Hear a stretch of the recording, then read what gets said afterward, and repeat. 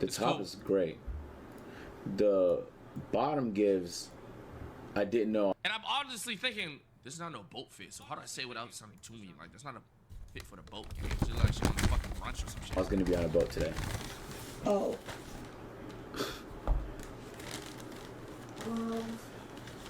Okay, then I won't. Nigga, look at Agent's doing the same shit as me, gang. Zoom the fuck out, tard. I'm watching. Agent is doing the same shit. White teen water And you didn't even see what I said after that, nigga. Niggas, this is bias. It's bias. is insane. Hey, we will be able to see everything. Bro, I'm skipping this shit because this one looks crazy. Gang, what do you think she went to go do? Fucking change, right? No, she was looking through her fucking suitcase, my nigga. I made that face because of what Agent said. Agent said white shirt in the water is crazy. We'd be able to see everything. I'm like, oh, why the fuck did you say that? I'm saying that to what the fuck? I did that to what the fuck he said. That's what I saw. She's not changing in the fucking room. She's looking through her fucking suitcase, nigga.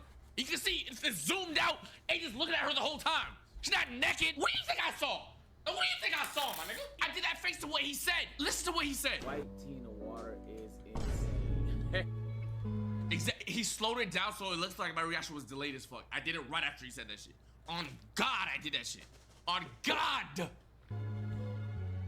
Hey, we will be able to see everything. Exactly. Lock in, unless you're going with a poncho. Look, he's literally looking at me. What do you think she's doing over there, gang? Chat. We're in the room. She's not changed. She's looking through her fucking clothes. Right? Oh, so it's like creamy. This about to be creamy ramen? This about to be creamy ramen? This about to be creamy ramen? Yo. You know, come on. Chat, come on, bro. Chat, come on, bro. Chat, come on, bro. Come on, bro. Isn't this yours? Chat, are y'all here?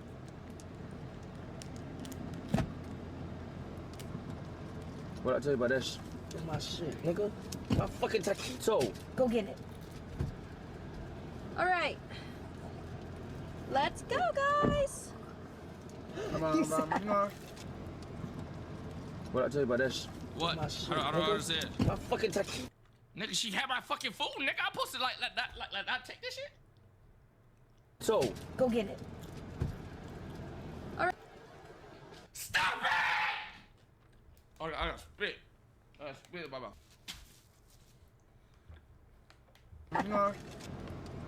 What are you insinuating with them fucking arrows, bitch ass nigga? All right. All right. We could give it a shot. Why not? Under the water there are traps. Old cars, bedsteads, weave hidden depths. It's the perfect place for an accident. On the 29th of June 2025, a group of teenagers ventured into the Miriam River in Bacabal, Brazil, for a quick morning swim. But after several minutes in the water, the group started to realize that one of its members, 13-year-old Raisa, was no longer beside them. And after calling out her name and searching the surrounding area, the realization set in. Raisa had disappeared. It was now likely somewhere in that murky water around them.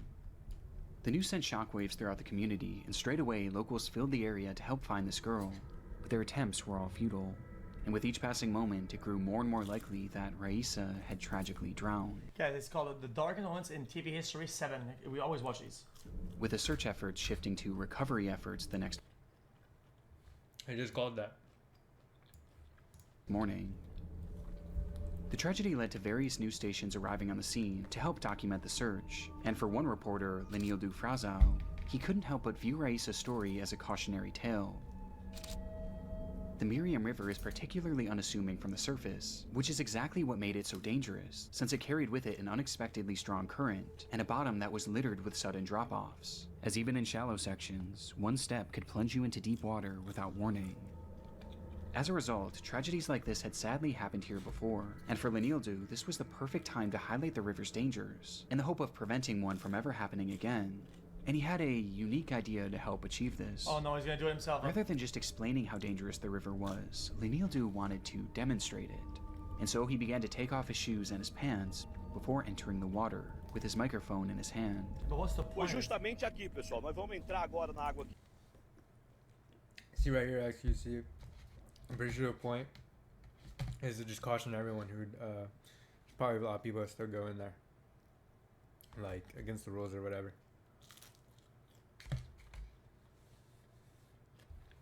Aqui para mostrar para vocês o local. Olha, a gente já vê que aqui a água é Wait, in muito full forte. clothing? E vai descendo, ó. Vixe Maria, vai descendo aqui, viu? Ó. The camera rolled as he waded into the river, at first going just to the depths of his knees, before the riverbed began to drop beneath him, sending the water all the way up to his chest. Então, pessoal, e aí ainda tem a correnteza. Aqui já, olha, ó, passinho para frente, a água já tá praticamente. And all while this happened, he spoke to the viewers at home about how unsafe this area could be, especially for unattended children who weren't strong swimmers. But even with most of his body now submerged, he wanted to take it even further in order to prove his point. And so he continued wading towards the center of the river, right in the direction of the noticeably fast-moving current. Until suddenly... Olha, dei pouquinho aqui, ó. A água já tá acima do meu peito, para você ver a situação. Se eu andar pouquinho aqui, deixa eu ver aqui. Ó, vou andar mais.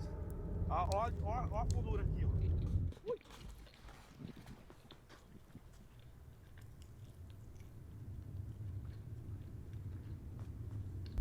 Lenildu physically recoiled and let out a loud yell. He stood there for a moment, anxiously glaring into the water, before telling his crew, "I think there's something down here underwater." Whatever he had touched in those murky depths didn't seem natural, with Lenildu describing it as being soft. And quickly, he made his way back to the shore, where he further explained why he was so shaken by the ordeal, admitting that what he stepped on felt like an arm. This is the exact moment that many believe Raisa was found, as just moments later, several locals would retrace Lenildu's steps and discover the 13-year-old's body in the same exact location. Raisa had died from an accidental drowning, as she wasn't a strong swimmer, and had likely fallen into the deep water where she was held down by the current. The exact conditions that Lenildu had been warning the viewers about that's fucking when he scary. unknowingly stepped on her corpse, with Dude, the entire really? ordeal culminating into what can only be described as one of the darkest moments. Dude, people probably thought this guy was like baiting or something like that, or fucking like faking it for the cameras. Like, people probably got really mad at him and shit. Television history. How far and what length have you gone to find this boat? Because that's like a 1 in a billion, like actually. Agreeable take. Individually, they're just like you and me. But together, they are a source of endless fascination. And we'll conduct a rigorous scientific experiment into twin telepathy. Take care out on the street. Use your head and then your feet. It was a peculiar sight. As traffic flowed through one of the UK's busiest roadways, the M6, CCTV cameras captured two women walking down the narrow median, with a vehicle speeding past them on either side. These women were Sabina and Ursula Eriksson, 40-year-old identical twin sisters who grew up in Sweden, with Ursula eventually moving to the US and Sabina to Ireland. Just one day before this footage was taken, on May 16, 2008, Ursula had made the long flight to visit Sabina at her home in Dublin. But things got off to a troubling start when Sabina got into a verbal altercation with her husband and the father of her two kids, prompting both sisters to leave the house in the middle of the night without telling anyone. The next morning, the sisters emerged in the city of Liverpool, where they visited a police station and reported that Sabina's kids were in danger and were unsafe in her husband's care. Law enforcement briefly looked into the matter, but ultimately they didn't seem all too concerned with the children's well-being, and rather they seemed more troubled by the women themselves. Their behavior was just somewhat off, so much so that shortly after leaving the station, they were kicked off a public bus for exhibiting erratic behavior, which some passengers found threatening. And after the altercation, this erratic behavior continued, as for unknown reasons, the pair began walking towards the M6, and then eventually right onto it, where we see them now. It defied any sort of logic, and put them in an extremely dangerous position, a position where one wrong move could lead to a horrific accident. And sure enough, that's exactly what would happen, though it was anything but accidental. Without warning, both women turned and then ran directly into the road, and for Sabina, directly into a car traveling in the fast lane. Immediately, local police were inundated with urgent calls about the ordeal, leading to a group of officers being dispatched to the scene. And coincidentally, the same group just so happened to have a camera crew following them as part of the show Motorway Cops. The show follows traffic officers as they handle their many daily encounters, ranging from mundane traffic infractions all the way to devastating tragedies. And this segment seemed destined for the latter. Dude, really, man? The fastest lane of the motorway. Anyone being hit, you're expecting serious injury. These guys need to choose their content better. I gotta keep it a buck. Bro, something this bad with what the kind of attitude that they come into this shit. Hey, come on, bro. Life threatening. Come on, man, really do it. I don't know what the fuck he just said. To be honest, couldn't understand that shit. Can't even agree or disagree. Ichiro, thanks for the follow, man. Despite the officers fearing the worst, however, when they arrived on the scene, they were met with a surprising sight. Standing there before them was Ursula and Sabina, who, despite being struck by a car at high speeds, appeared completely unharmed. In fact, both sisters were entirely calm, as they were shown casually speaking amongst themselves as if nothing ever happened. It was a miracle, and as the officers began trying to piece together the cause of this whole ordeal, everyone at the scene began to breathe a collective sigh of relief. There was no way that any of them could have known that their roles had just been cast in one of the most disturbing television scenes of all time. Right, what we've got is they were in the central res. They were trying to cross the Bravo, so as we approached, they hadn't seen us, mother. The red one's got knocked down by the red car over there. I've got an ambulance en route for her. Right. She seems all right, but I'm not a doctor. She has been knocked down. Is she the one that speaks English or the other one? Yes. Right. The other one, she's done. Oh my god. Without a single word being spoken, Ursula dashed into the middle of oncoming traffic and directly into the path of a massive truck traveling at over 60 miles per hour. It happened in a literal instant. There was hardly any chance to react, and before anyone could even begin to process what they had just witnessed, Sabina would also run into the... Dude, poor guy too, man. That's awful. I mean, you gotta feel for this guy though. Like, he was just there to help and shit like that. Damn. Anyone could even begin to process what they had just witnessed. Dude, you just saw a truck go right there. Like, this is as far as this guy can go. Like, you go over, and then a truck like that comes in, and these guys instantly dead. What made they even try? Buddy, look at it again. Chance to react. Look at the feet. The massive truck right there. And before anyone could even begin to process what they had just witnessed. What is he gonna do? Fucking jump it? Like, oh, hell no. He's not gonna do anything. Sabina would Facts. also run into the road. Not after her sister, Not doing anything. but Great rather straight into the path of an oncoming Volkswagen. The other one, she's gonna run it. Oh no! Mike Alpha, we need ambulance. Senior officers to the scene. We've got 2 possible fatals. Within just seconds, this completely calm scene had turned to utter chaos, and both women were now lying on the pavement. Miraculously, they both were still alive. Sabina was stable but knocked unconscious, while Ursula was in rough shape. Her legs had been pulverized by the truck, with paramedics describing them as looking as if they had exploded. And while she lay there on the pavement, she was wide awake and experiencing everything. Within seconds of receiving medical attention, Ursula began... Low-key. Almost been there. That shit's rough. to cry out, but strangely, it wasn't in pain. Rather, she was yelling at the paramedics, cursing and even attacking them for trying to help her. Calm down. Calm down. Mine's very aggressive, spitting at me.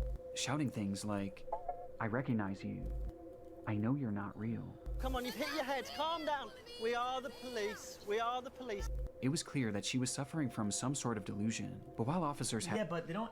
Chat, she not speaking with like she even has a singular hint of pain though. I think if I had a mosquito bite, I'd be talking their like hands full trying to subdue her, things were about to get even more hectic as Sabina started to regain consciousness. Whoa, whoa, whoa, whoa, whoa, whoa, whoa, whoa, whoa. She had been brutally struck by a car, as evidenced by the damage to the vehicle itself. But like Ursula, she also appeared almost entirely unfazed, as she stood up and began to scream to her sister, "They're going to steal your organs." One of the officers tried to hold her back, but Sabina resisted. She's invincible! Oh, not again! Oh, no! eventually shoving the woman into the ground before once again taking off into oncoming traffic. What? What is that? Stay! Stay there. Calm down, calm down, calm down. Thankfully, this time the cars managed to avoid her, but it would take 6 officers to finally restrain her, and even with that many people, it was still a struggle, as her strength was unlike anything that they had seen in a woman her size. And with Sabina now subdued, the chaos was finally over. I think what we have here is superhumans. She got hit, then she wants to get hit again. Bro, she tried 3 times. Hit, got back up. Tried to get hit again, got back up. And then she run, and I guess she didn't get hit. In the following moments, Ursula was It's like, airlifted to a local hospital twins, where she bro, from underwent an Marvel. extensive, yet successful WandaVision emergency and her surgery, brother, while rest in Sabina was peace. shockingly found to have no injuries, which allowed her to be discharged into police custody after just 5 hours, where she was promptly arrested and sentenced to 1 day in prison for assaulting an officer, as well as trespassing on the motorway. Right. And with both women now safe, one What? question burned at the forefront of everyone's minds. Why had the Erickson twins done? Okay, what about 5150 or some shit? I don't get it. What about a hold that they can't say anything against? It's crazy, buddy. She literally tried to kill herself 3 times in front of them. He's talking about a mental place hold. That's what he's talking about. I agree. Put them in a hospital. They need help. This. Good Well, the take, immediate X. theory was that this was all the result of drug use. But surprisingly, when given toxicology tests, no drugs or alcohol would be found in either of their systems. They were entirely sober during this ordeal, which left only one plausible theory, that this was all the result of some sort of mental breakdown, with both women somehow experiencing its effects at the same time. Today, this case is used as one of the most glaring examples of a psychological disorder known as folie à deux, in which one person suffering from delusions transmits said delusions onto a different person, leading to both people experiencing the same misconstrued version of reality. And while this is only a theory, it's clear that regardless of the how or why, these women were extremely mentally unwell during this event. In fact, during the TV program, an officer even mentioned that this could be a 136. Dude, this is low-key kind of like when you just take like 5 grams of shrooms and you look at your friend and you know you guys are going through the same and y'all both seeing like the same shit and y'all both just tweaking together. It's low-key like that, but like tweaking every day. Yeah, she under arrest, Way too hard. Well, 136 if she is. Which is a code that allows law enforcement to hold people on account of their mental health to assure that they're safe to return to the public. But shockingly, not only did this never happen, but Sabina was released without ever being given a mental health assessment. In fact, she was never so much as looked over by a mental health professional, and was instead released the very next day after the incident. On top of this, when she was released, she was given no information about Ursula's whereabouts or her condition, or even resources to help find her way home, leaving Sabina still mentally unwell and now stranded in So an they unfamiliar separated 'em? city, Yeah, not forever. knowing what happened to her sister. And sadly, her delusions were far from over. Damn. This goes on As more. she left the police station on the 19th of May, Sabina had nowhere to go, and so she began to wander, carrying her belongings in the same evidence bag that the police had given her earlier that day. Eventually, she would happen across 2 men walking their dogs, and as she stopped to pet them, Sabina asked the owners where the nearest hotel was. But seemingly recognizing that the woman wasn't well, one of the men, Glenn Hollenshed, offered to have her stay at his place, to which Sabina happily obliged. What? What? Why would you do that? But once inside Hollenshed's home, Sabina began acting extremely paranoid, checking the windows constantly and believing that her cigarettes had been poisoned. Despite this though, Hollenshed was patient, and he helped her make calls around the area to track down Ursula, while making sure that Sabina was eating and drinking. The following day, Hollenshed was preparing dinner for Sabina when he stepped out of the house to ask his neighbor for tea. That's But so just minutes random. after returning home with the bags, he would once again step out of the house, only this time, he was completely covered in blood, as he stumbled and screamed, "She stabbed me." As he collapsed to the ground, the neighbor rushed over to try and help, but the damage was already done. Hollenshed would let out one final soft whisper, saying, "Look after my dog for me," before breathing his final breath. For unknown reasons, in that house, Sabina had stabbed Glenn Hollinshed, and by the time law enforcement arrived, she was long gone, having fled the house with a hammer in her hand, which she used to strike her head repeatedly as she mumbled incoherently and walked down the sidewalk. Eventually, a man passing by tried to intervene, but Sabina immediately attacked, brandishing a roof tile that she had hidden in her pocket and using it to strike him on the head, nearly knocking him unconscious. It would take several minutes for police to finally catch up with her, but just like the day prior, she took off, leading to a chase that ended with Sabina being surrounded on a 40-foot tall bridge that passed over a highway, and recognizing that there was nowhere left for her to go, she jumped. Somehow, Sabina would cheat death once again. Oh my God. Oh my God, bro. I cannot.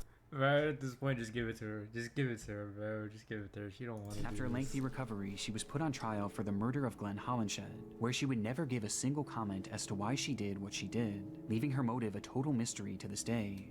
Though it seems clear that it was at least partially a result of her delusions, with the defense pointing to folie à deux as a potential explanation.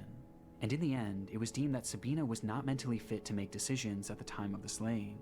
And ultimately, she was given a prison sentence of just 5 years. Wow.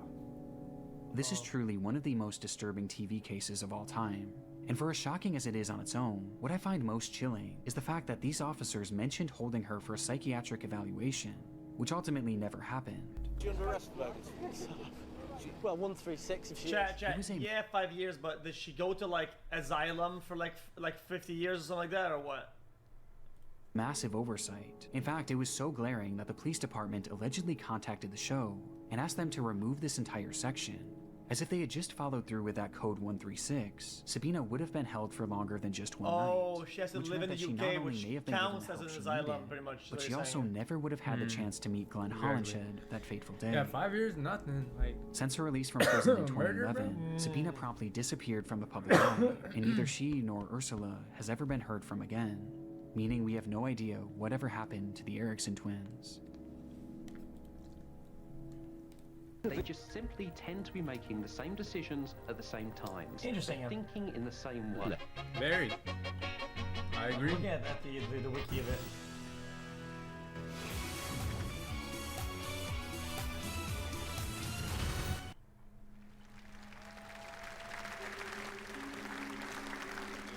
America's Got Talent, guys. I'm gonna eat 3 live grenades and put a fucking TNT up my ass, guys. Here it comes. Watch this. Warm welcome as they walk onto the stage, ready to compete in the Croatian television show Super Talent, the country's version of America's Got Talent. But it's clear this excitement from the crowd wasn't shared by the show's host, who turned to someone standing behind the camera and flashed the unmistakable look of concern. Huh? In the minutes prior, the audience at home was introduced to the pair, 34-year-old singer Roman Bernata and his wife, 44-year-old violinist Bianca Kolompar, along with their child, who would be watching on as the two shared their musical talents with the world. I mean, gee whiz. In their day-to-day lives, Roman was a professional goalkeeper for a local soccer team, while Bianca was a professional violinist with a doctorate in music. And while on paper this all seems fairly normal, it was immediately clear to those watching that this couple was anything but. The two frequently went on long-winded and bizarre rants, with Bianca opening up about her breast enlargement surgery. Oh.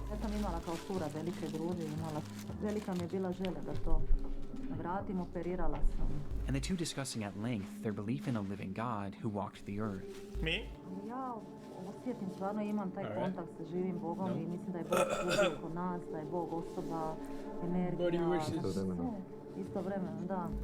But it was their performance itself that proved to be the strangest part of their time on the show.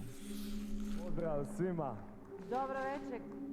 Vi se mene ne sjećate, jel da? Ja? Ne. Prije puno godina. Aha, ja se vas sjećam kad sam snimala Good night, Mr. Cam. I might be leaving, but can I still get a welcome to the jungle? Roman's introduction was fairly uncomfortable, as he made mention of a time that he had met one of the judges years before, who clearly had no recollection of the encounter, which seemed to frustrate him, as his demeanor quickly became hostile. Ko je vaš talent? S čim ste se došli Ja nemam nikakav talent. Pa šta ste onda došli? Rad. Ali potpuno nebitno, emisija se zove Super Talent, ja vas kolegica... volim, nemojte mi zamjeriti. Alo, polako. polako, mislim da ipak ćemo mi ovdje voditi riječ. Može, pa. Leading to Roman receiving his first X before he even sang a single note. Ako je kolegica pitala koji je vaš talent, a naša emisija se zove Super talent, a vi tvrdite da nemate talent, onda vas ja pitam pošto ste došli. Radi. Okej, hvala. Može. Okay. It was a rough start for the couple, and by the time they did get to perform, things only got worse. And now, the end is near, and so I face the final curtain.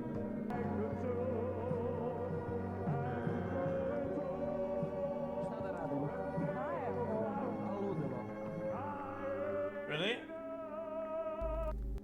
Admittedly, What's the wrong with couple it? didn't sound awful, but it was No. clear the judges were frustrated by Roman's demeanor, prompting all four of them to hit their X, signaling the end of the couple's performance. Really, dude? Bro, that guy wants to be that one guy so bad. Or at so least they it doesn't thought. matter. How about another joke, Marie? I've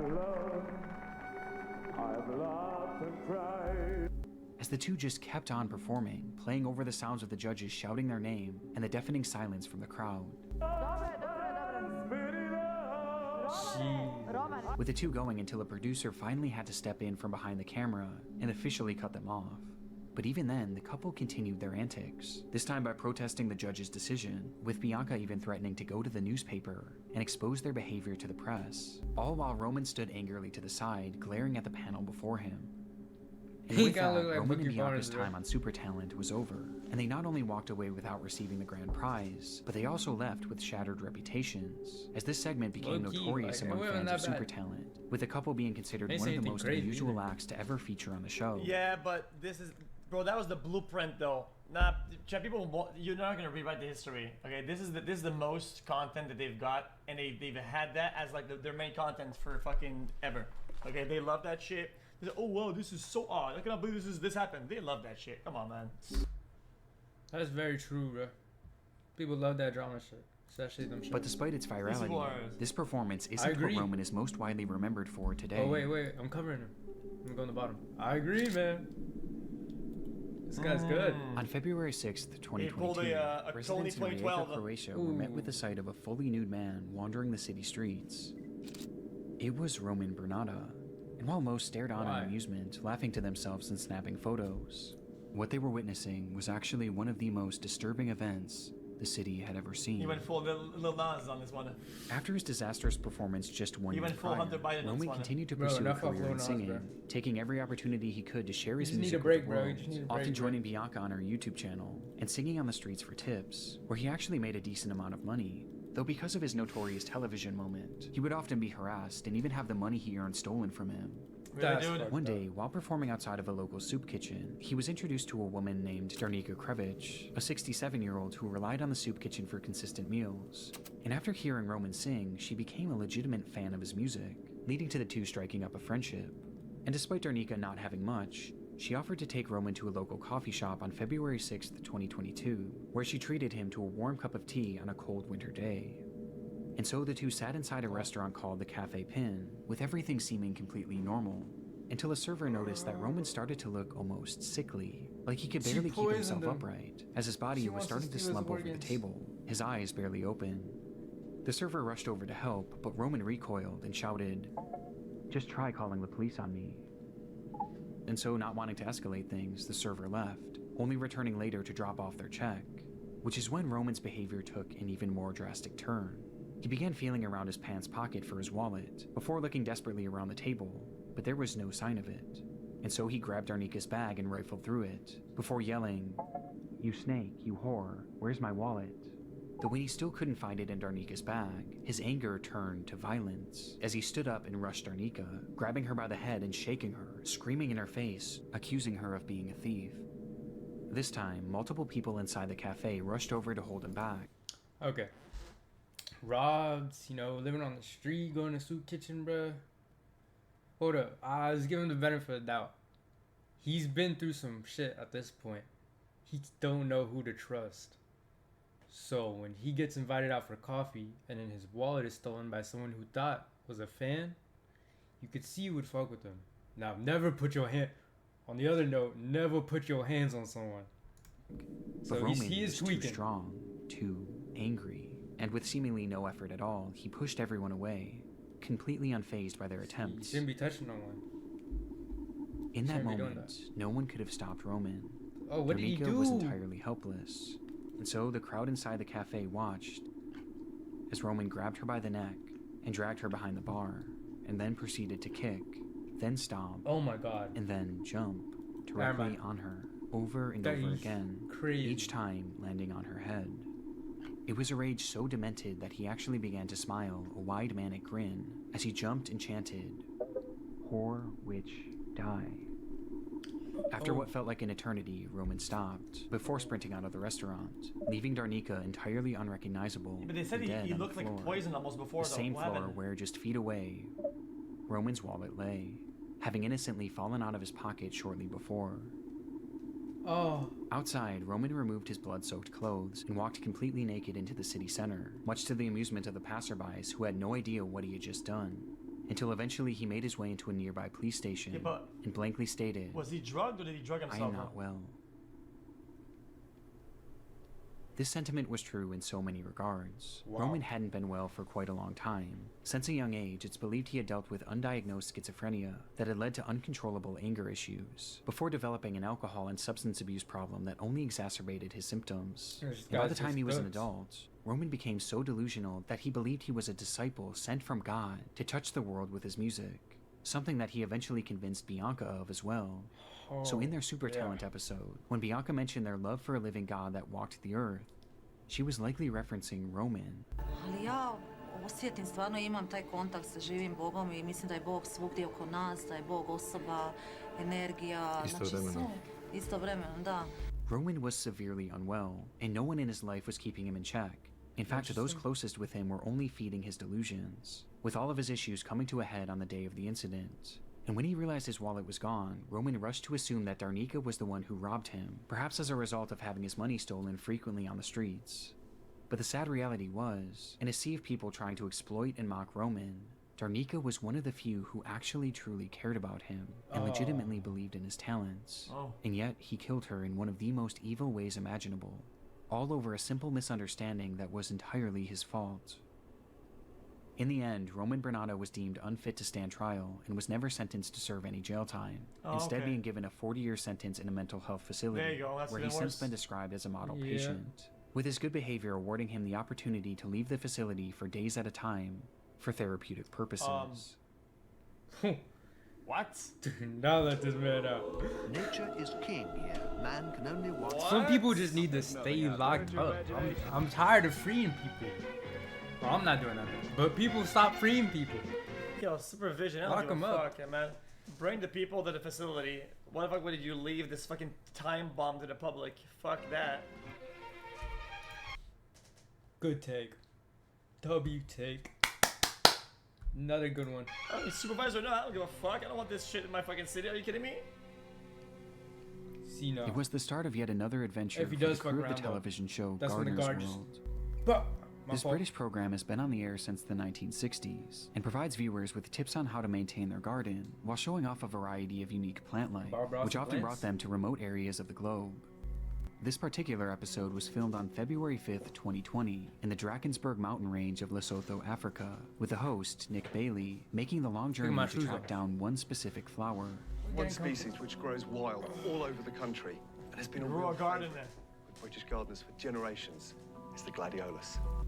This delicate flower would have been familiar with many of the show's viewers, as it was quite popular in the UK. But in this For what? region, there existed a unique species that had only been seen a handful of times in the last century, since it only grew in one particular valley in this one particular mountain range. Its scientific name is the Gladiolus microcarpus, and there were two people who knew it better than anyone That else. sounds like a poison. Rod and Rachel Saunders were well-renowned The hell? botanists who studied the world of South Gordon African flowers in Ramsay. depth, with their favorite being the gladioli, as they would spend days and even months on end roaming areas just like this to learn everything they could about them, making them the perfect duo to help with the show. Why gladioli? There's so many different plant species in South Africa you could have picked. I think their beauty. Some of them are are so exquisitely beautiful, you actually just want to sit down and cry when you see them. But even with their vast knowledge of this region, there was always an element of danger when traversing it. Its climate is often volatile, and conditions are known to turn on a dime, making safely navigating this area extremely difficult to downright impossible. This was apparent even on the day of filming, as a dense fog had rolled in, and given the steep and rocky landscape, one wrong step could spell disaster. This didn't stop the crew from carrying onward though, as Rod and Rachel were relentless in their pursuit. They would do anything to find these flowers, and sure enough, the segment ended as they did exactly that. We've come about 4 times looking for this plant, and this is the best I've ever seen it. It is looking absolutely gorgeous. With that, Rod and Rachel's time on Gardener's World was over, That's but their it. journey through this area certainly wasn't. As the cameras cut, the crew made their way back to their makeshift base camp miles away, where they said their goodbyes, with Nick Bailey capturing a That's low-key cool. They got something that like makes them happy, bruh, and it's finding these flowers. Like, I fuck with that, low-key. photo with a beloved couple and sharing it onto Twitter before parting ways, leaving the couple behind. As rather than returning to their home in Cape Town, this was actually just the start of what would be a multi-month expedition into this region, with the Ngoi Forest Reserve being their final destination. Along with being botanists, the couple were also avid seed collectors, and had started a business which shipped the seeds they had found to other plant lovers around the world. And while here, they made it their mission to find some of these ultra-rare gladioli seeds. And sure enough, on February 8th, 2020, Rod and Rachel sent a text to one of their employees at the seed mailing business, which contained a photo of the exact flower they were looking for. But despite this text seeming like a sign of more isn't that kind of risky to send seeds other countries? I thought they hate that shit. things to come, the reality was far more bleak, as this text would ultimately be It has like the last it's like the couple when they would bring ever like send. fucking plants and shit. Out of nowhere, communication Thought- with thought Rod they and were Rachel allowed had to do stopped that. entirely, and for days no one heard anything from the duo, not prompting bringing that same bugs, employee they had sent the image to report them as missing on the 10th of February. It was a devastating turn of events, but one that was always a possibility. Poor weather, a wrong turn, an injury, anything could have derailed their expedition, as again, this area was notoriously dangerous, with it seeming all but certain that they had fallen victim to the unpredictable fury of Mother Nature, though this belief would quickly shift, thanks to the discovery of the couple's car. It was found by authorities abandoned by the edge of the Tugela River, and had been emptied of virtually everything inside. However, Yeah, I saw there's a seed bank somewhere, but I think it's having a lot of problems. No, the fucking seed bank that underground and shit like that. I thought there's like flooding and shit in that motherfucker. there was And having something problems left with it. behind. Why would it cause As in the problem, though? trunk, authorities would As find long as the a seeds are massive being grown pool inside, of they have no blood, effect on the environment. blood that belonged to Rachel. Or my tweaking, my tree. Just days after filming, Rod and Rachel were making Maybe their I'm way the problem. towards the Ngoi Forest Reserve, growing more and more excited by the discoveries they were making, oblivious to the fact that in the woods around them, they were being watched, hunted even, and not by an animal, but rather by a man. But why though? His name was Saifundin Seeds. Aslam Del Vicio, a local of the area that the couple was traversing, and on February 9th, he allegedly sent a text to his wife, Bibi Patel, telling her that he had found a good target, and that he was now in pursuit, with said target being Rod and Rachel. But why? Later that night, the couple made their camp and began to drift off in their tent, while Del Vicio allegedly watched on, and once he was certain that they had fallen asleep, he made his move, approaching the tent, then tearing it open, and then standing above the couple. In the following moments, Rod and Rachel would be brutally bludgeoned to death before they could even react, Bruh. as they lay helplessly, still inside their Target, sleeping yeah, bags. dude. Target like, like Text messages indicate that Del Vicio then enlisted the help of his I said target like as if he just did it just wife, the Bibi, hunt, bro. as well he's as his friend hunting. Musa Jackson, to help discard the bodies, using the couple's own car to transport them to the one place they were certain they would never be found: the Tugela River, as there was something about this stretch of water that they believed would make these bodies impossible to find. Crocodiles. And so they pulled up to the banks of the river as the crocodiles quietly watched on from a distance and dumped the bodies of Rod and Rachel into the water, where they were immediately devoured. Damn. They thought it was the perfect plan. However, it thankfully failed to work as well as they had hoped, as in the following weeks, fishermen would happen upon both of the corpses, or at least what remained of them, as they were in such bad shape that it would take nearly 2 full months for them to be identified. Jesus. As for why this attack happened, we still don't fully know, as the trial is still ongoing, with Delvicio proclaiming his innocence. Is this... Which... Do they have ninjas? Yo, do they have ninjas, like, instead of cops, do they have ninjas? Or am I just... Which is why everything is alleged at the moment, something? but the evidence is damning. Messages on Delvicio's phone paint a clear picture that he was responsible for this, with his motive appearing to be religious differences between him and the Saunders. Because I thought that was a courtroom. As well as money, as after the slayings, large sums of money they were were standing next to withdrawn him from like the a couple's guard, bank so accounts, along with lavish that was on me. purchases being made on their credit cards, with one of the receipts from the shopping spree being found inside of BB's purse.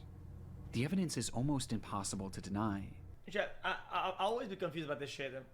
Like, how can you say this? Oh, dude, fucking like I'm sure in most religions there is something against like hoarding of wealth or flaunting or like, but like how do you pick and choose what goes and what doesn't? Oh, this guy doesn't believe. Let's do this.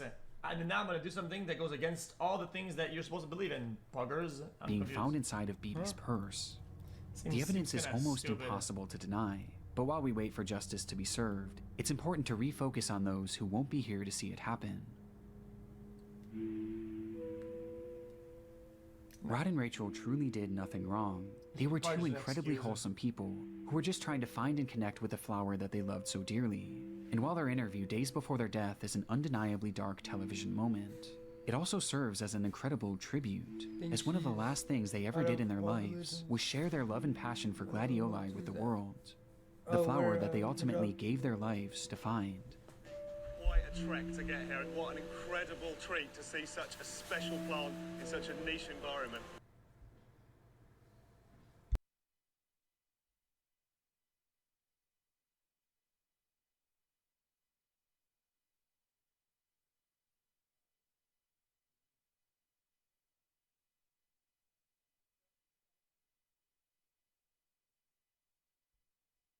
Be back real quick.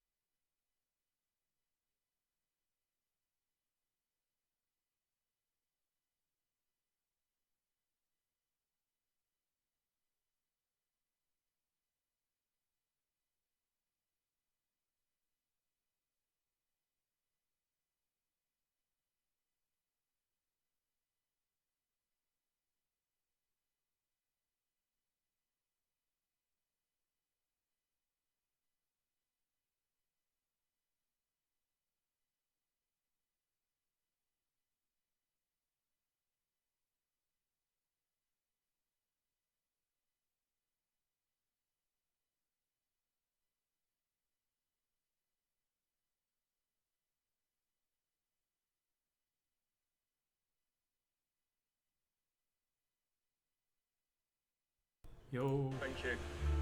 Pleasure. It's a pleasure. It's nice to be here. Is the show okay, man? Oh, I don't know. I'm wrapping this cord up. I'm gonna use it later. That's it. The end is near. Why you don't Wait, use hold on. kids? Ooh, cop videos. I like cop videos. Yes, we're watching reactions. Don't care. What about this one? I don't think we've seen this one before. If it's an old one, I Stealing. don't think we've seen it before, have we? See why using your children to get out of an Children is crazy. Chance, it's clickbait title. Yeah, it says 8 million views. It's one of the ones we probably missed. arrest is never a good idea. Give me 1 second, chat. Let's try to fix this real quick. How are you? You okay? My car doesn't have any gas in it. I just need to get home. I got my daughters in the back seat. It's cold. Okay, real quick. You don't have any weapons or anything in your No, pockets, I do you? don't. Mind just taking your hands out real quick? Yeah. Just pay your pockets down. Your car broke down? It's out of gas. Okay. Well, it's 12:30. Can I get my CO? Hold on a second. 12:30. Your number is 2. You gonna talk to me? You alright? Yeah, I'm good. I just want to get home. Yeah. My daughters are in the back seat. I'm gonna Chat, when your PSI is blinking, what does it mean? Do you have your ID? wouldn't you? Yes, I do. You mind if I get there real quick? Yeah, for sure. Hold on, just keep the door open. I just want to talk Yes, to you, sir. that's all. Where are you guys coming from? Anywhere good? 35th and Central. Where are you coming from? 135th and Central. Why are you out here? I had to get some gas. Hi, guys. Hi. What's your name? Emily. Unplug it again? 1 second here. Mind if I open your door? Did you have your license? I'm looking for it right now. Okay, can I just get your name? That's all. This is fucking awful. Keep the door open. It's cold. Why are you all upset? There you go. I'm trying to get home with my daughters. I know. I'm trying to help you. Okay, here you go. Bye. What? Josephine, relax. Bye. Hold on a second. I have your I want to ID. close my Chat, is this before my door at all or not? bro. Do you want help or no? Yeah, I want my door closed. Yeah, well, let me talk to you if you need it. Bye. Leave the door open. No, Stop. no, you found it. Josephine, enough. What are you You're doing? a clown, bro. Relax. Move. I'm just trying to Move. What is your deal? Don't fucking spit on me. Move. Do not fucking spit on me. I got another car coming. Yo. I get it. But at the same time, what is the cop like, bro, like, is there something she's doing wrong? I mean, she's cooked. She's definitely cooked. I don't know why she's acting like that. But like, what is he looking for? What is he looking for? and 1602.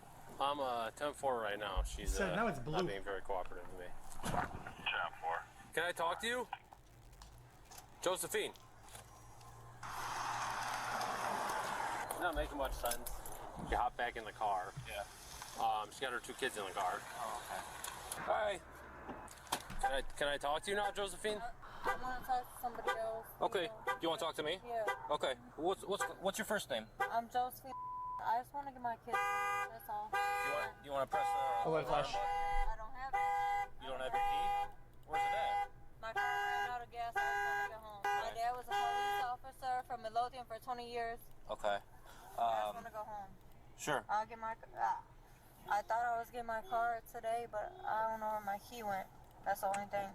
Oh, she's drunk. I mean, you had to have had your key to drive it this far, right? Yeah, I did, but then I went home, I went to sleep, I showered, you know what I mean? I left it right here because it ran out of gas, you know? Where were you coming from? Where did you start driving at? Crestwood, 135th Definitely drunk. Central. Okay. And then where were you going? She's gotta be. I was going right here to the mall to go get some new, my Nikes fucked up, you see? My Nikes fucked up, you know? I was going to get some new Nikes, and then my shit ran out. Okay. So you left your house and trying to go to the mall? Yep. Okay. So you have to have your key on you, right? I don't have it on me right now. Am I getting a ride to my house or what? Can I close my door if you're not taking me to my house? Well, I mean, we got to figure out where exactly you live and everything like that. Yeah, my thing works on my PC. Like, I'm gonna take a monitor. My daughters deserve that. Okay. Who are you gonna call? My mother. Do you live with her? Yes, I do. Yeah. Okay. Have you taken anything tonight? No. Do you know where you're at? Yes, I know where I'm at. Where? On It slows it down, anyway. 159th and Midlothian Turnpike, something like that. Okay. Okay. You haven't taken anything tonight? No, sir. No. Okay. Well, you're not making a lot of sense, so that's why we're asking. Okay, well, me and my daughters make a lot of sense in this world, okay? Me and my daughters make a lot of sense in this world, so let me get home to me and my daughters, Okay. and we go to sleep, okay? Okay. All right. All right. What's your mom's name? Charlotte. Charla? Charlotte. Charlotte. Do you know how to spell Charlotte? It's CHARLOTTE. Thank you. Thank you. And my daddy's name is BRUCE. He was a Midlothian police officer for about 20 years until he put me on camera when I was 5 years old. And 100%. my cousin, okay? Wait. That's what he did. Chat, Me and my what the cousin fuck am I put on watching camera it? because Like, my cousin, okay? That's what police officer for about 20 years until he put me on camera when I was 5 years old and my cousin, okay? That's what he did. Me chat, and my what the cousin fuck am I put on watching camera it? because Like, of what is him. wrong with this person So anyway? what's up? You want to call him? No. Me and my dad X, for when 20 was the years, last Midlothian time Police you Department. actually You wanna enjoyed call a him? game? Right now? No, you don't. I was like, You it's all the don't. time. Me and my cousin that's about 6 months younger than me, on camera because of Midlothian Police Department. So what's up? Okay. I'm trying to go home. Oh my god. Okay. I'm Yeah. trying to go home with me and my daughters, where me and my daughters are safe at. So I'm assuming that your dad doesn't live with you guys? No, he doesn't. Okay. Do you want us to give your mom a call? Yeah, Okay. whatever I can get home to. You feel me? Me and my daughters. Me and my daughters. I don't want nobody touching my daughters or me. Nobody's gonna touch you. Okay, I mean, I don't know what the issue That's is. great. That's great. So call my mama then. Why are you so aggressive with us? Because you got that blick right there. So The can what? you call my mama? I got the what? Can you call my OG? Can you call my mama? What's an OG? What do you think? Yeah, I mean, she doesn't know just where turned she's at. She's been personalities. extremely aggressive for no reason. You got that blit right there. Can you call my OG?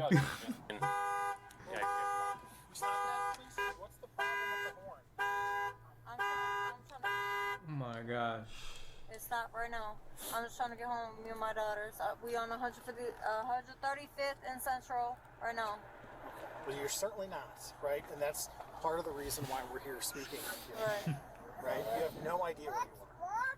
Right. Right? You're probably 8 or 9 miles from 135th and Central right now, okay? 8 or 9 miles? Yeah, that's so like that's 4 miles. Josephine, let me ask you 8 a or 9 question. miles. How did you drive your car here without your car keys? Because I was door dashing earlier, and DoorDash doesn't pay out instantly. So when you don't pay out instantly, I can't get the gas money in my car. Josephine. So this shit broke down right here on 159th. I'm on 159th right now. No. So I didn't ask about your gas. I'm Copy, simply sloppy, wondering where your toppy. car keys my are at. car keys are with who it needs to be with. Damn, My that's car keys crazy. are with who it needs to be with. What does that mean? XQC3. Who they need to be with. What? Okay, what have you taken tonight? Nothing at Yeah. all. Nothing? No. Okay. Prescribed anything? No. No, nothing at No. all. Are you prescribed anything? Yeah, 100%, 100%. You look like it with your big fat head ass. Dude, really, man? Really, Bipolar dude? disorder. Okay. Bipolar disorder. Are you on medication for No, you? I'm not. No. This No. bitch be Do you crazy. see a therapist or anything like that? No. So untreated? No. Oh. How old are your daughters? She's How smoking? old are your daughters? She's taking that vape rip.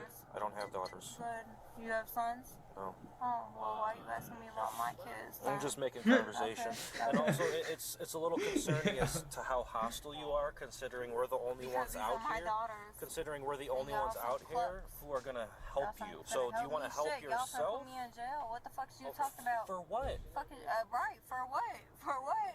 You're the For one saying what? that we're gonna take For you to what? jail. For For what? For what? On what? Has On anybody what? has any of us told you that we're gonna take you to jail? So why do you keep bringing it up? And why are you so hostile with us? Y'all lucky y'all got my door open like this. What is that supposed to mean? I mean, Yeah, but if they weren't there, then what would we should do, though? no. Okay. Why don't you close it? Okay. I'm done talking with you right now. Come on, bro. Let me get home. Let me go home and go to sleep, bro. You're gonna ask us for help and then say those things to us? So I have you on speaker right now if you want to talk to her. Josie, what's going on? I'm trying to go home, bro. I'm trying to go home. Listen, Josie. They are not your enemies. Can you please work with them? Yeah. Can you, hey, Mama. Mom. What? I just need a ride home at this point. Who is with you? Anybody else? It's just me, Midge, and Zola. Okay, listen. They are not your enemies. I'm not trying to make them my enemies, bro. Look, I get that I don't need everybody to understand what the fuck I've been through with they big forehead asses. I understand that shit. I understand that shit. They don't know what I've been through. They don't know what I've been through. They don't know what I've been through. Would you be willing to come out here and pick her up, her and your Not grandkids? good, bro. She She going to doesn't jail even know where the now. keys are. We have to go.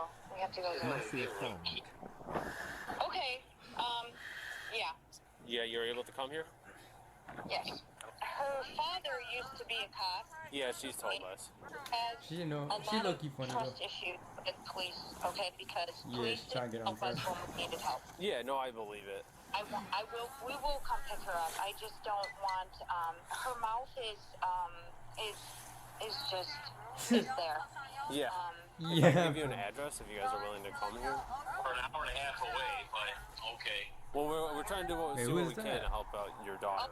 Get you guys I mean, far away. dude. I mean, we're Dude, why is the other guy throwing attitude? Like, dude, what else are they gonna do? we're trying. Our hands are They can't do tied anything here, else. too, you know? No, I agree. Chat. I know, but I have to go because I have to take a shit. So I'll be back. You want the video playing, chat? You want this video playing? Let me know. Got you. Appreciate you calling me. I'll be I back. appreciate even the whole situation with her. All right. Thank you very much. Okay, thank you so much. Yep. Bye. Okay, so here's the thing, right? Your mom is on her way here to help you guys, right? And that's going to take about an hour. Okay. 30 minutes. Okay, maybe. Dude, at this point, they would have been within the rights to fucking call a tow and to get the fuck out. No? I mean, Maybe 30 minutes. If you think that you want to drive home, then we're going to I perform don't have some. no key to drive home. I'm waiting for somebody to take me home. Okay. Well, then we're going to have to wait for your mother to arrive here. Okay? So if you guys just want to shut the door and stay warm, we'll do the best we can, okay? In an unexpected turn of events, Josephine starts her car and begins to drive it after 10 minutes of waiting for her mother. Do you want to just pull your car back over here? Your mom's coming to help you. Pull over your car right here. Stop right here. wait. Where are the keys at? Down below the seat. Okay. If you need some furniture. No, I'm good. I don't need any furniture. What? Is she like nodding off or?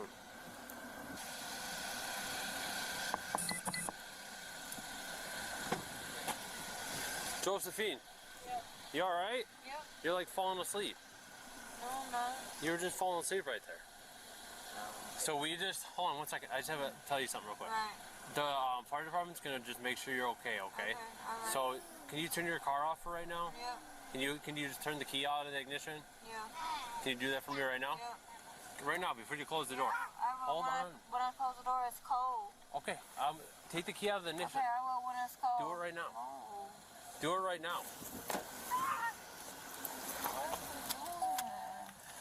Thank fuck somebody did it. Jesus. Okay, so move. What the fuck? It's about time. Charge my phone. Well, if they've been out here this long, then I'm starting to worry about the kids. I got a long Dude, what are you starting to worry? Bro, the lady's nodding off. She's in the car with the ignition. The car started. Bro, the woman within their rights to fucking act like this is like a DUI fucking stop or like a driving influence fucking. I always forget the word. Hey, Josephine. OWI. And this fucking. How long have you been out they here? control this. Hi. How long have you been out here? I don't know what that's supposed to mean. I want to check on the kids to make sure that they're okay.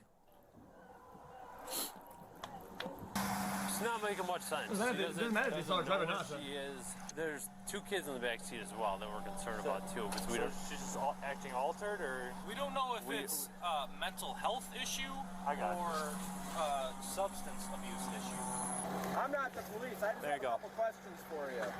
Mike, you got stolen. Josephine? Josephine, I know you don't want to deal with us. I get that. She says she's not on any meds, according to her. Ma'am? Close my door, bro. What the fuck is you doing, bro? Close my door, bro. Can my paramedics just check you out? Hell no. No. No. Close my door now. Close my... Because it's cold. And my daughters need to be warm. I understand it. You're scared. Close my door now. My daughters are cold, bro. My daughters are cold. Close my door. I know, but you're not. Close my door. My daughters are cold. Cold. I can't wait to be on the news with this shit. I can't wait. Bye. You're scaring your kids.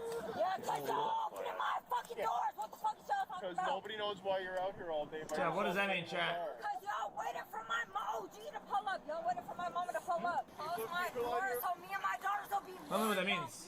Does it mean shooting a gun noise? Like Hey, when's the last time that your daughters have anything to eat? Okay. Hey guys, Don't look at him. Grandma's Zola. coming, You don't know okay? him. You don't know him. Is your You name do not know Zola? him. Hey, Grandma's You don't gonna know come him. pick you guys up, okay? Zola, ask him why they won't close the door. Ask him. Hey, Zola. Ask him, Zola. Zola, ask him. Why won't you close the door? Ask him. Ask him. You're under arrest. Talk, little girl. Ask him. Say, why won't you close the trunk? Ask him. Okay. Ask him right now. Ask them. It's okay, sweetie. Yo! Hey, we're not gonna hurt you. I promise, sweetheart. Ask him. Okay? Ask him. Ask him. Ask him. You need to step on. Ask him. We need you guys Ask to get him out of the again. car. Yo, this is some ratchet ass hoe shit. This is crazy. Ask him again. Stop treating your Ask him children this again. way. Ask him again. Ask him, Zola. Ma'am. Ask Talk to your him. kids like this. Ask him. Ask him again. We want to go home. Ask him again. Ask him again. Ask him again. Why would you close it? Ask him again. 1, 2, 3. Our pants are not secured. Ma'am, you need to let go of your children. Zola. I got this arm. I got this arm. The kid's leg. Hold on. Turn around. Go Right to the front of the car. Right to the front of the car. Y'all some clowns. There we go. We're good. We're good. Everything's fine. Ma'am, resisting like this is not helping. Are we clear? You need to stop behaving this way. Okay? You're under arrest for a multitude of charges. Hey, Zola, are you cold? Yes. Do you want to come in our warm car? Yes. Okay, why don't you come with me, okay? What's your sister's name? Mids. What is her name? Mids. Mids? Okay. Come with me, sweetie. Let's go back here. Where's your car? Where's the closest car? I'm on the other side. What's with the mom though? What's the problem anyway? You good? Does she have a medical reason to go to the We hospital? have no idea. She wouldn't answer anything. She answered that she was in Tinley. Yo, it doesn't matter what scenario. My mom and dad would never accept me saying bro or OG to any of them. Even at my age, they wouldn't accept it. They just say, just don't talk to me. They'd say that. Yeah, well, we've got her cuffed. Why don't we put her in the ambulance, check vitals and that type of stuff? Okay. And if you guys think she needs to go, then she'll go. Right, and then we'll get call Silver or whatever and see what they say. So let's just put her on the cot for now, and then we'll hang with her and go from there. Does that work? Yeah. Sure. Okay.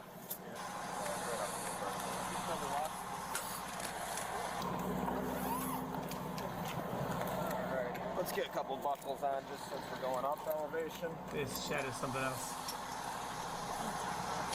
Well, now it's just like a very low level respect thing. I got it somewhere. Yeah, if I can get from wherever you get this.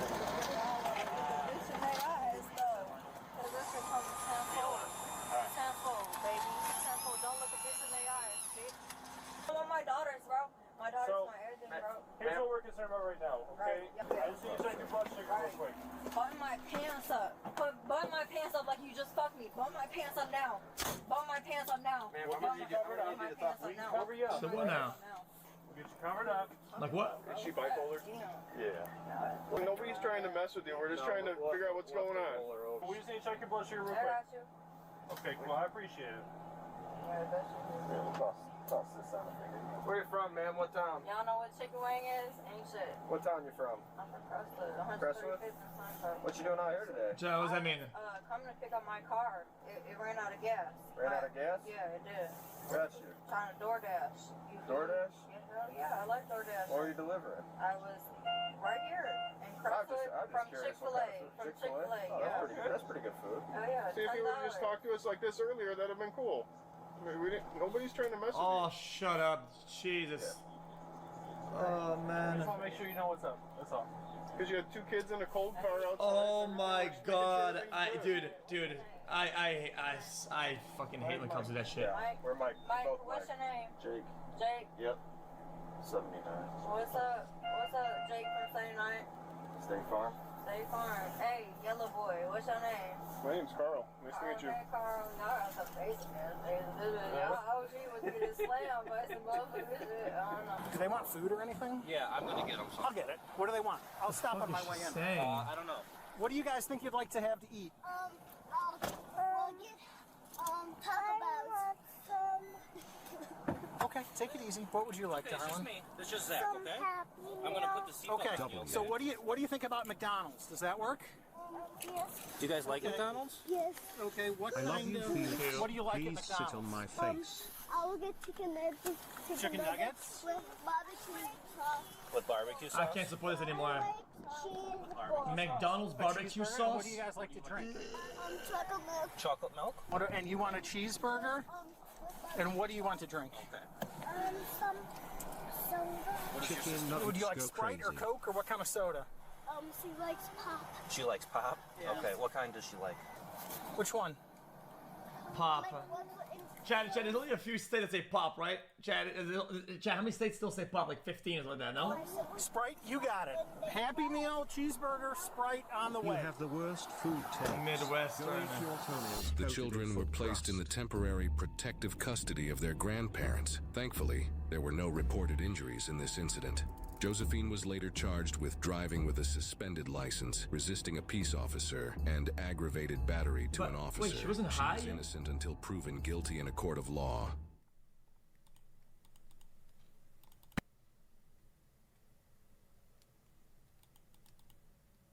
Buddy, she said she was fucking nodding. Just bugging out. What the fudge?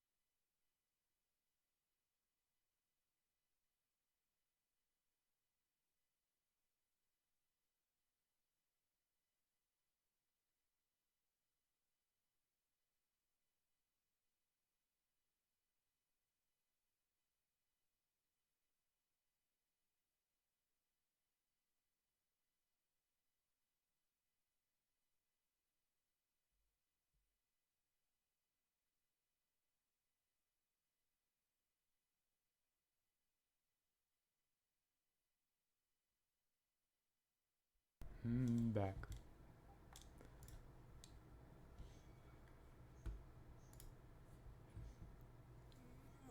I'm gonna eat this food. You can do one cup stop charge like 10 minutes. Just past 2 a.m. on May 30th, 2025, crazy Marysville amount of money? police in Ohio respond to a domestic dispute. Officers suspect a male party is under the influence and a potentially involved woman is missing from the scene. While officers conduct their investigation, a friendly neighbor offers the male party a place to stay for the night. I will be at my house Okay. if you need me. Okay. Okay. He wants to I'll go let you guys Wednesday. see I think that'd be a great idea. Keep them separate for the night. I don't know where she's at. He says she Literally, she's the one that needs to go see her doctor. She says she's gonna herself, so I told her I'm gonna leave because she says this almost every day. You know where she went to? I don't know. But this is her car, right? This is her car. Alright. This is my truck. This is my buddy's truck that just died away 2 weeks ago, and I just took on his 3 kids. We start arguing about his birthday party. That she don't think a PlayStation 4 is enough. Thanks for the and a entertainment. 55 inch You should check TV those is enough for friend kids. videos. She's mad because we can't get. What fern videos? Fern?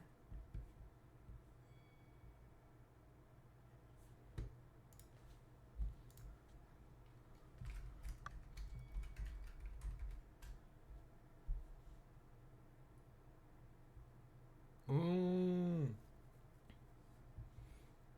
What should we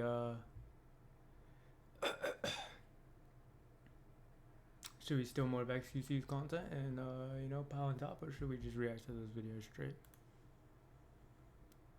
Thoughts?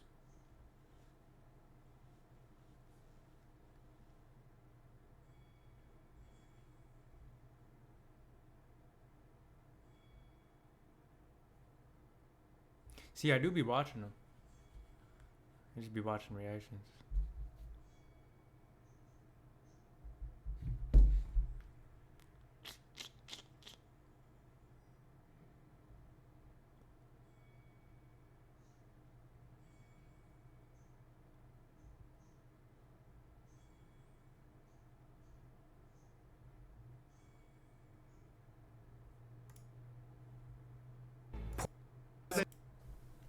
I see it.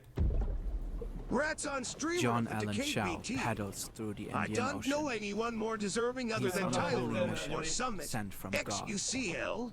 As he nears the shore, he spots them. They are shouting at him in a language he doesn't understand. He carefully listens to the sounds they make. In an attempt to greet them, he responds by imitating the sounds. They laugh. Then two come towards him, so he throws gifts wrapped around two large fish into the shallow water. Then he starts to sing Christian worship songs, and for a moment, they pause. Boom! But his kayak scrapes onto the dead coral, forcing him to get out. And some of them are getting very close now. Congratulations to the Suddenly, streamer a of the child decade. grabs an arrow, This must pulls be a- back his bow, and shoots. John entered a forbidden place where time stands still. Outsiders like him are not welcome.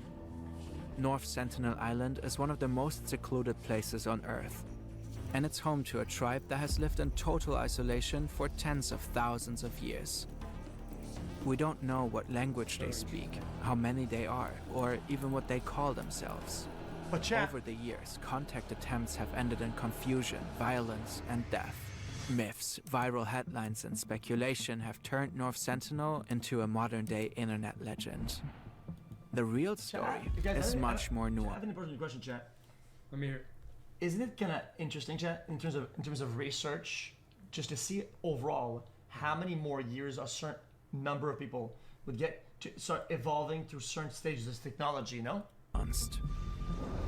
It's one of intrusive American tourists with Diet Cokes, ruthless Christian missionaries, abusive colonialists, traumatized children, and a highly destructive obsession with the exotic.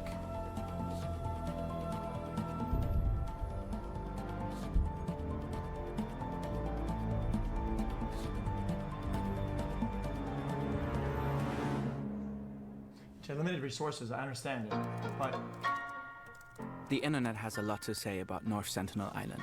They have a theory that North Sentinel Island is home to a top secret research facility. There is an island in the Andaman chain called North Sentinel Island. They kill everybody who lands there, essentially. Yeah. What really caught my eye was this circular building, 3 little offshoots coming off of it. There's North Sentinel merch, Instagram pages, and fake Google reviews. Most of all, it's known for being dangerous. North Sentinel has become a meme. In January 2025, this American YouTuber entered the island. He filmed himself trying to make contact with the Sentinelese. As a peace offering, he left behind a can of Diet Coke, but he never actually made contact. Instead, he got arrested. Indian police are currently investigating him for illegally trespassing in the strictly forbidden zone. He is likely facing up to 5 years in prison. I think we live in a world where all we need to do interesting. But chat, why is it forbidden though? is sort of flip open our I think I'm laptop trying to catch an or arrow look through at the our chest, phone bro. and It's gonna be like this. Like watch. Let's see if this hits.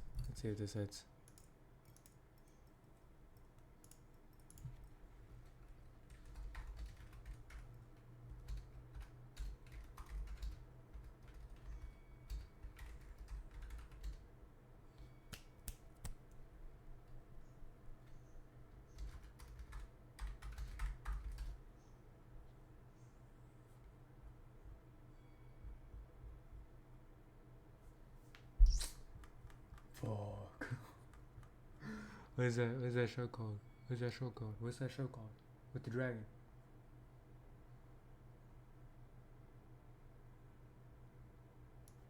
Oh. we can connect with just about anybody in Missed. the world, learn anything that Missed we arrow. want to Right there. learn, see any place. Oh, it's forbidden to go in and come back. Because otherwise, The one with the dragons, bro, and the medieval and the bows and shit, the knights and like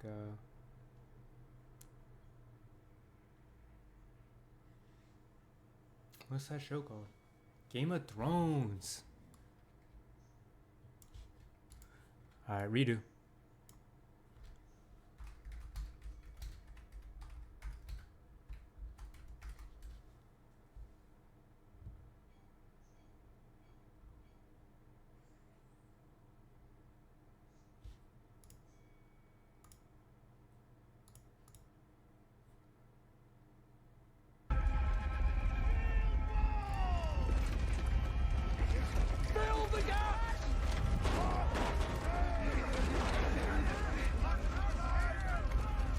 tight!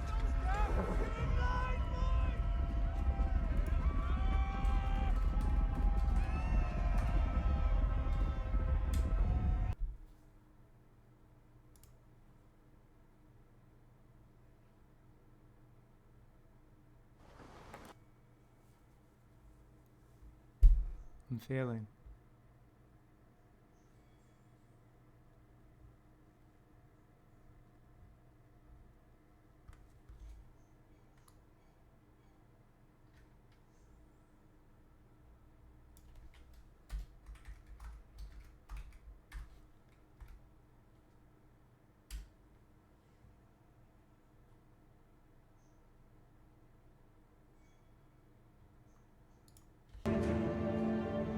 Now.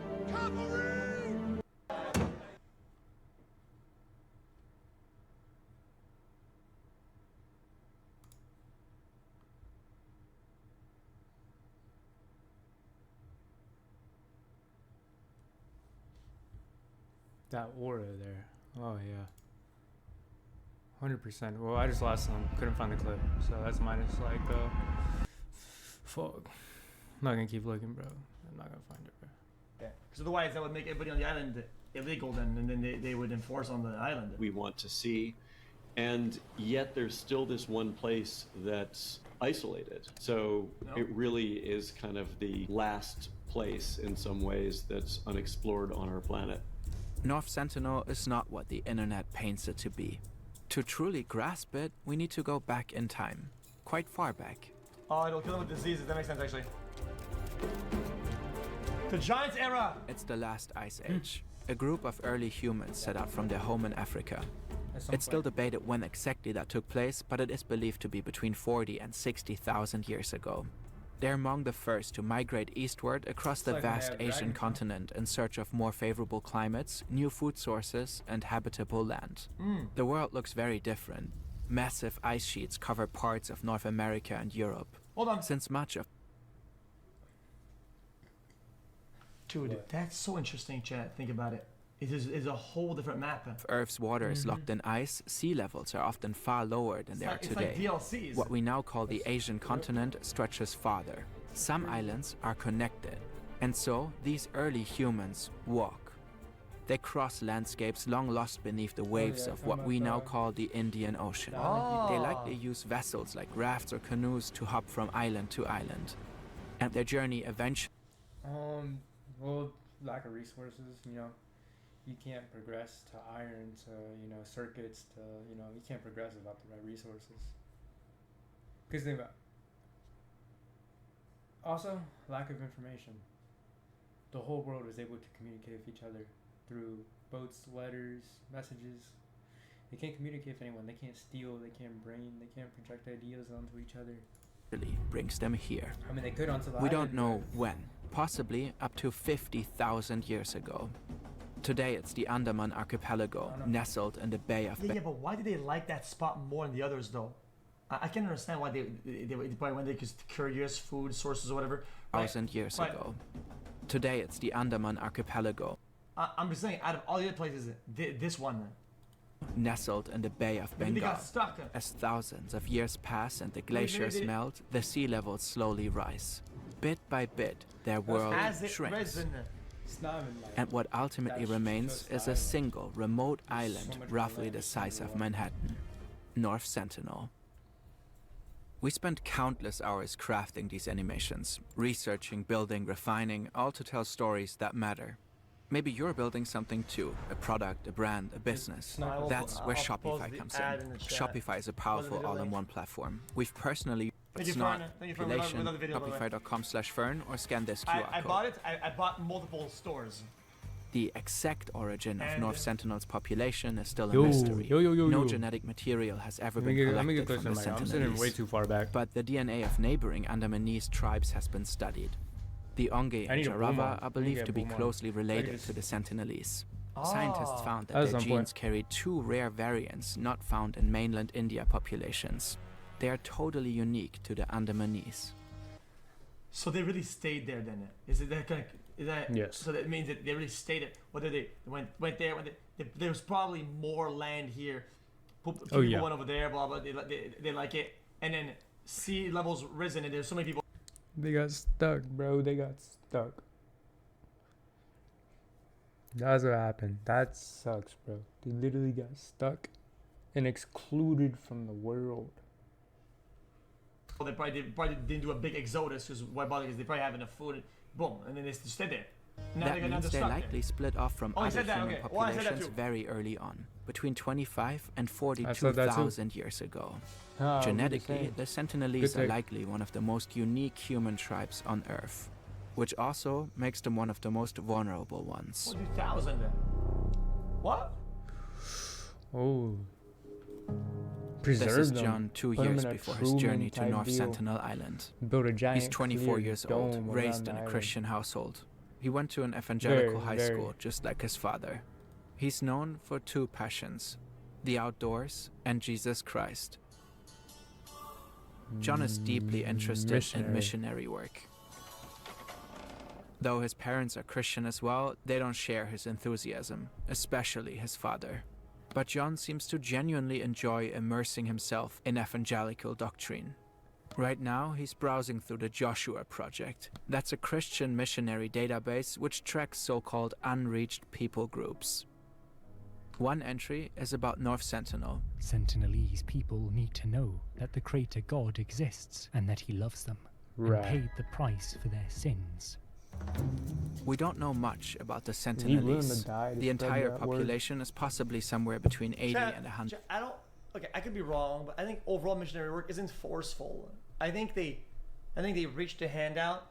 Would you like to hear about this? Listen about this. People No. say no, they move on. I don't think it's too forceful. True. I think it's fine. It's not that bad. People. Their language remains a complete mystery. No one, not even neighbors. It's crazy that people will see millions indoctrinate their children off the rip forcibly through fucking childhood the entire life. But, oh, that's whatever. But not the guy knocking at my door saying, would you like to hear about Jesus Christ? Not this guy. Oh, propaganda. Fucking moron. Like, dude, really, dude, come on. Neighboring tribes can understand it. Really? No one knows what they call themselves. They live in small huts grouped tightly together. Overall, they're quite crafty. Wooden buckets, bows, arrows, all self-made cool. with raw materials from the island.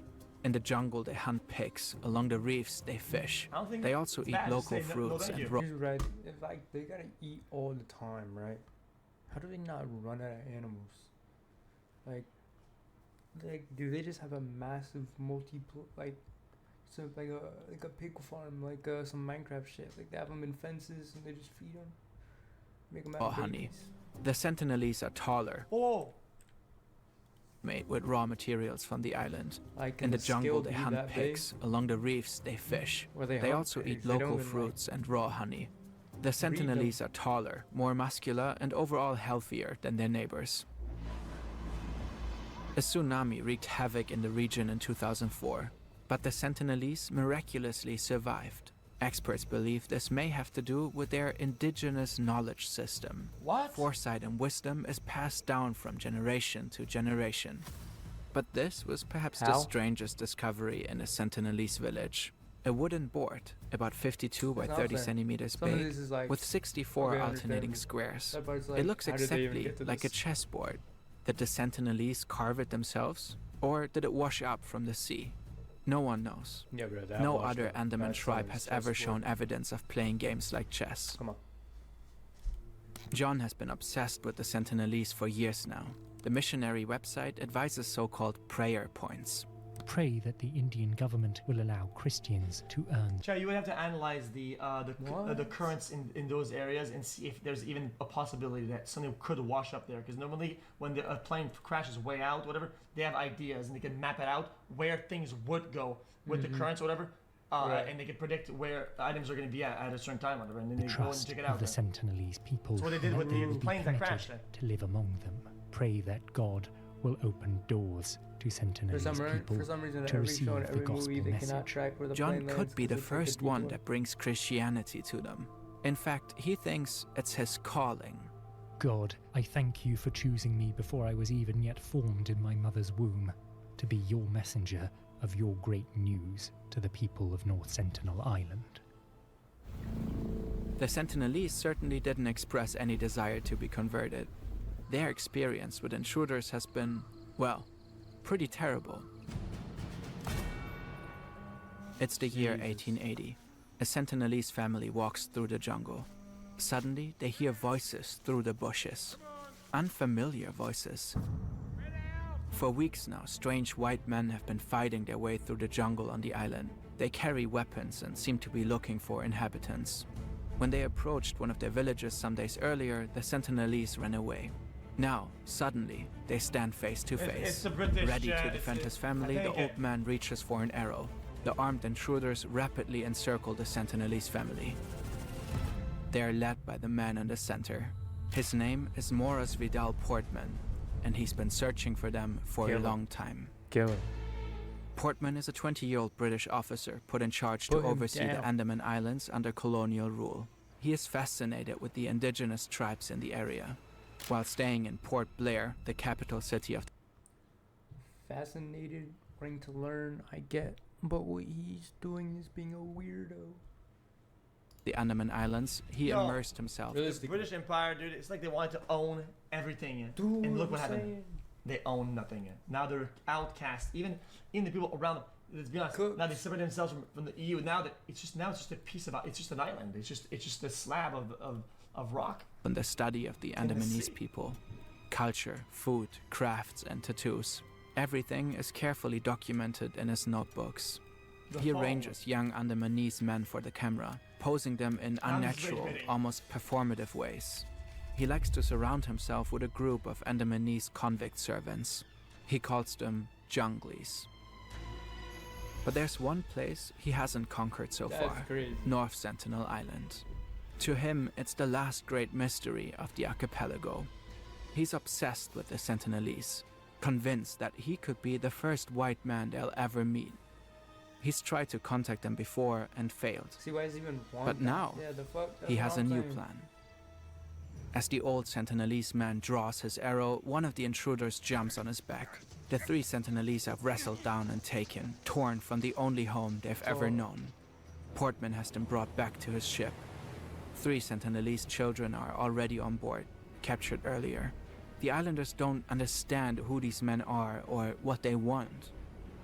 Portman takes them back to Port Blair. Here, he keeps them at his house to study them closer. The Sentinelese become very sick right away. Within just a few days, the old man and the woman die. Most likely, they were exposed to microbes and diseases their immune system couldn't handle. Now, it's just the 4 Sentinelese children without the elders. A few days later, they're sent back to the island, overloaded with gifts. Portman hopes they'll return to their people as willing ambassadors.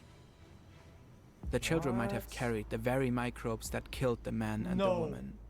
We don't know what happened to them afterwards. Infections remain one of the greatest dangers to isolated tribes. Many have never been exposed to common viruses like the flu or even a cold. Their immune system simply can't cope. What's harmless to the rest of the world could be deadly for them. This could have wiped out half the tribe and we would have no idea. Just because, you know, no communication, we would have no infection idea. From an outsider could wipe out an entire tribe. In the 16th century... That's what I'm saying. That's exactly what I'm saying. Spanish colonizers brought diseases to South America, likely without realizing it. In some regions, entire populations were cut in half. Andaman tribes were affected by this too. Hold on. Even though this is terrible in how it manifests itself and like how they do it, whatever. I mean, unknowingly probably at the time. Doesn't this do some form of accelerationism? As in, like, now most people are immune to a lot of things. Like, no. Bro said the next generation will live through that. That's crazy. So they got every disease. Their immune system will not be able to protect them from their own diseases and the ones we get. Like, technically, I don't think that's worth having. If let's say a lot massive zones, all of South America ended up being secluded until last night or something like that, and then people were to go over there, when now they would die, get wiped. More would get wiped out by crazy normal shit that we got in our countries. Tarawa have seen a dramatic collapse in their population. In 1901, Yeah, the it would. Onge numbered around 670. Today, barely 100 remain. Colonial intrusion, infectious diseases, and the steady loss of their land have all played a role in their decline. And Portman himself played a crucial role. According to historian Adam Goodhart, he was very much a participant in and at least complicit with the genocide against the Andaman Islanders that was committed by the British in the 1800s. Somebody who was involved in exploitation, including sexual exploitation and physical abuse of the native people. And really, if it had been up to Portman, it probably would have happened to the Sentinelese as well. Probably pass some stories down like legends, like people are gonna come and take, you know, bring disease. Because he tried repeatedly to invade the island as he had done with many other groups and to bring them into submission to British rule. Years later, Portman himself would... Chet, there seems to be such a struggle to gain any ground on that island, and it's very little people. Why do they care so much? Is it like an ego thing? Is it like a personal challenge? 100%. Why do they keep going like, dude, we need to do this? Like, control, racism, fame, money. The 3 reasons to explore is the three M's: money, fame, fortune. Wait, that's not the 3 M's. Admit that his actions may have sealed the Sentinelese distrust of outsiders God, for good. Glory, and gold. God, glory. He was a freak. Just remembered. God, glory, gold. 3 G's, not 3 M's. What makes it M? But the 3 G's. John finds himself blindfolded on a dirt road somewhere in the state of Kansas. He was put there and left alone. In the woods nearby, he finds a village. The inhabitants of the village appear to be some kind of native tribe. But not really. The village is fake, and the inhabitants are actors with costumes. Okay, All I was of about this to say, is part of his training. John joined a secretive boot camp for Christian missionaries. All Nations is a religious organization that trains people like John for their quests, and he is right in the middle of an exercise. His task is to preach the teachings of Jesus to the isolated tribe he considers unholy. This is so dumb. What?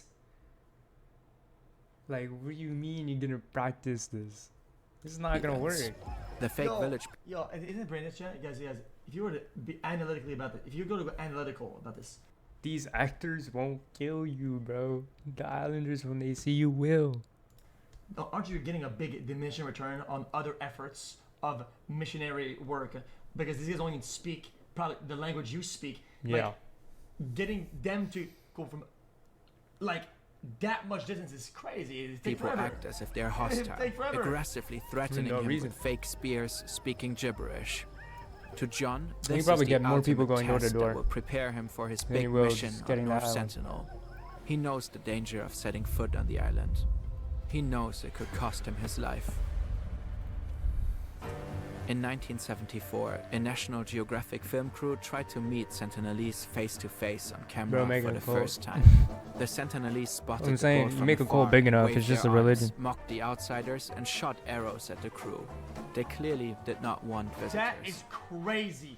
7 years later, a cargo ship named Primrose, when the Sentinelese spotted the boat from afar and waved their arms, mocked the outsiders, and shot arrows at the crew. They clearly did not want visitors. That is crazy. 7 years later, a cargo ship named Primrose ran aground on a reef on North Sentinel during a terrible storm. At first, the crew was probably relieved to be near dry land. Technically, chat, if you were to go with a helicopter and drop a small, like, metal bin, like a small house in a box, like, on it, I mean, what are they going to do? To study the... What are they going to do? They can't break in? Land. But just 2 days later, they sent a desperate cable. Wild men, estimated more than 50, carrying various homemade weapons, are making 2 or 3 wooden boats, worrying they will board us at sunset. All crew members' lives not guaranteed. But because of the weather conditions, rescue missions failed. So the crew had to guard the ship with a flare gun, axes, and some lengths of pipe. But before it got to an actual fight, the crew was finally evacuated by helicopter. Jesus. But still, John is determined to go. To him, North Sentinel may be Satan's last stronghold, and he could be their savior. I think I might die tomorrow, and I wish I could have had more time to express my thanks to you. Now John is out of his kayak and an arrow is fired at him. Miraculously, it only pierces his Bible. He's unharmed, at least according to John's diary. It's unclear if his Bible actually saved him. It could well have been a bit of storytelling on his side. What's clear? The Sentinelese chase him into the water. In panic, he swims away towards a boat out at sea. It belongs to local Indian fishermen. Before setting off for North Sentinel Island, John had paid the fishermen a $325 bribe to take him there. They departed from Port Blair, towing a kayak behind it, the one John would use to make his approach to the island. Back on the boat, John takes stock of the situation. His Pelican case is gone. He had to leave it behind when he fled. It included a first aid kit, clothes, other essentials, and his passport. He had previously hidden another case on shore when he first landed to scout out the cove in the early morning. It is unknown if the Sentinelese found both cases. Especially the one he hid might still be there to this day. Without his passport, he can't easily travel back to the US. For John, it's just another reason to stay and pursue his mission further. But the Sentinelese made it very clear. They do not want him there. And John really doesn't want to die. Yet, he decides to give it another try. You guys might think I'm crazy and all. This dude gets lucky. And they miss or whatever happens. And he's like, let me go back in. This, but I think it's worth it to declare Jesus to these people.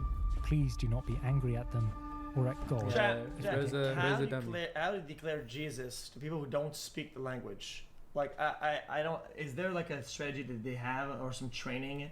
Like, how would you? That's also don't good point. Retrieve my body. Soli de Gloria, John Chow, November 16th, 2018, 6:20 in the morning. The next day, John takes the supposed pierced Bible as a sign.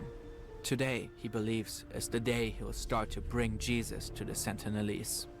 This time, he tells the fishermen to leave without him. Next, he strips down to his underpants in an attempt to gain the tribe's trust. Then he steps back into the water and starts swimming. The island is just within reach.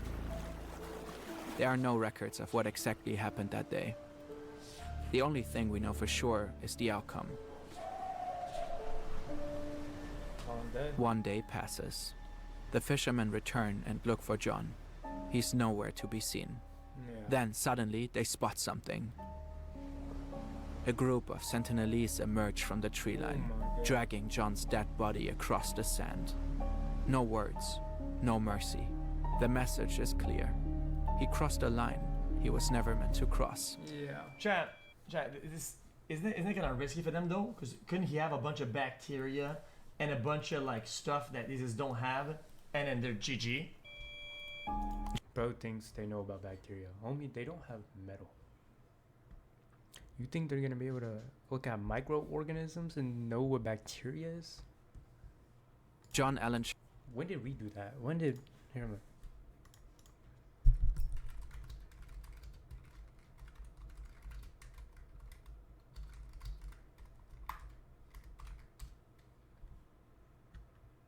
'16,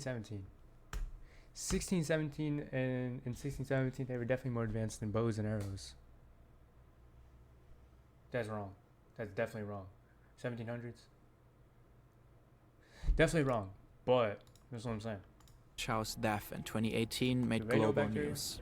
Some called him a dumb American, no, of course they don't know, a deluded idiot.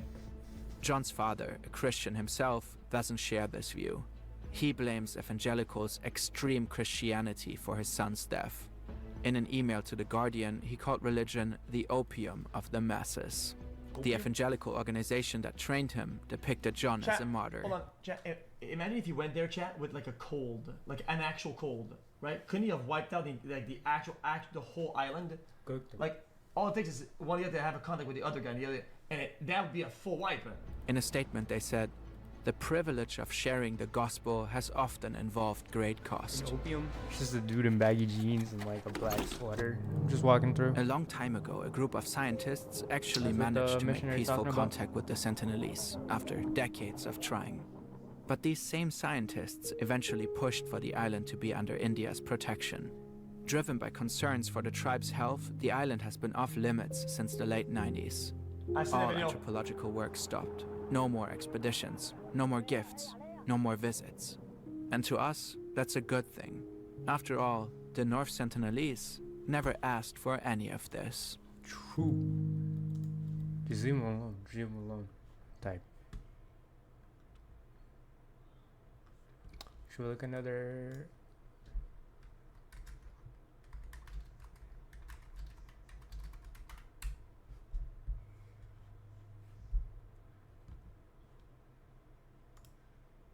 Okay. I already watched this one. I'm gonna play this. Don't know what's happening. Gotta go to the restroom again. Pretty sure that McDonald's was fucked up. I'm gonna leave this playing. Oh. I appreciate it, man. Thanks for coming up. This is actually perfect timing. I might just end for now. You have a good one. Appreciate y'all. Thank you for the follow. See you next time, boy.